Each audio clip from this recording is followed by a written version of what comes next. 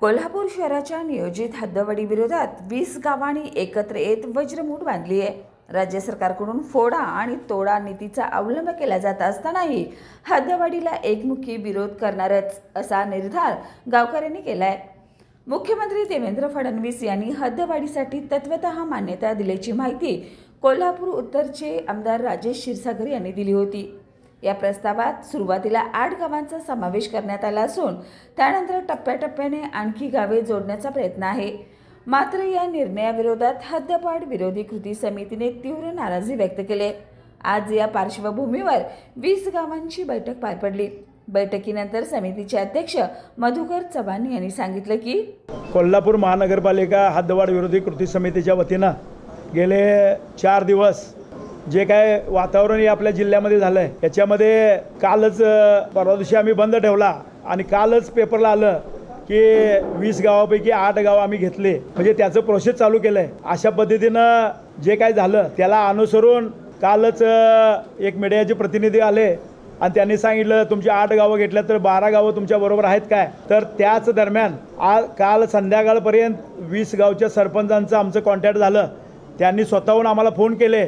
जरी 8 गावांचं त्यांनी प्रोसेस चालू केलं असलं तरी बाकीची राहिलेली 12च्या 12 गावं आम्ही 100% तुमच्या खंबीरपणे पाठीशी आहे अशा पद्धतीचं त्यांनी सांगितलं। आणि लगेच त्यासाठी आजची तातडीची बैठक आम्ही आयोजित केली। या ठिकाणी प्रामुख्यानं 20च्या 20 गावचे सरपंच, डेप्युटी सरपंच, सर्व ग्रामपंचायत सदस्य, सर्व पक्षीय कार्यकर्ते या ठिकाणी उपस्थित आहेत।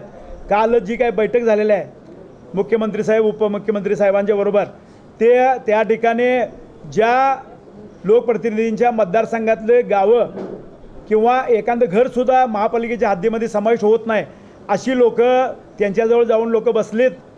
पण ज्या लोकप्रतिनिधींच्या मतदारसंघातली गावं विस्थापित आता होणार आहेत असं त्यांचं मत आहे, ते अमोल माडिक साहेब, चंद्रदीप नरके साहेब ह्या दोघांनाही निमंत्रण होतं का नव्हतं आम्हाला माहीत नाही, पण त्यांच्या दोघांच्याही एकच विषय आहे की प्राधिकरण सक्षम करा। अजूनसुद्धा त्यांचा विषय आहे की प्राधिकरण सक्षम करा आणि ते विद्यमान दोन्ही आमदार या मतदारसंघातले नसल्यामुळं ती बैठकच अनधिकृत आहे असं आमचं मत आहे। या बैठकीसाठी उजळाईवाडीचे सरपंच उत्तम आंबवडे, गडमुडशिंगीच्या सरपंच अश्विनी शिरगावे, उपसरपंच तानाजी पाटील, गांधीनगरचे सरपंच संदीप पाटोळे, सचिन चौगले यांच्यासह 20 गावांचे सरपंच आणि ग्रामप्रतिनिधी मोठ्या संख्येने उपस्थित होते। त्यांनीही आपल्या भाषणातून सरकारच्या धोरणाचा तीव्र निषेध नोंदवला। या बैठकीत एकमुखी ठराव करून हद्दवाढीला कोणत्याही परिस्थितीत विरोध करायचा आणि शहरात समावेश होऊ न देण्याचा ठाम निर्णय घेण्यात आला।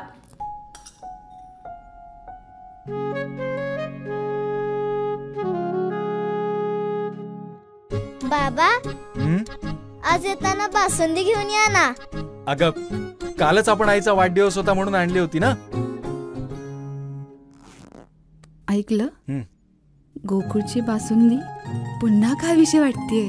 खरं सांगू, मलाही खावीशी वाटतेय।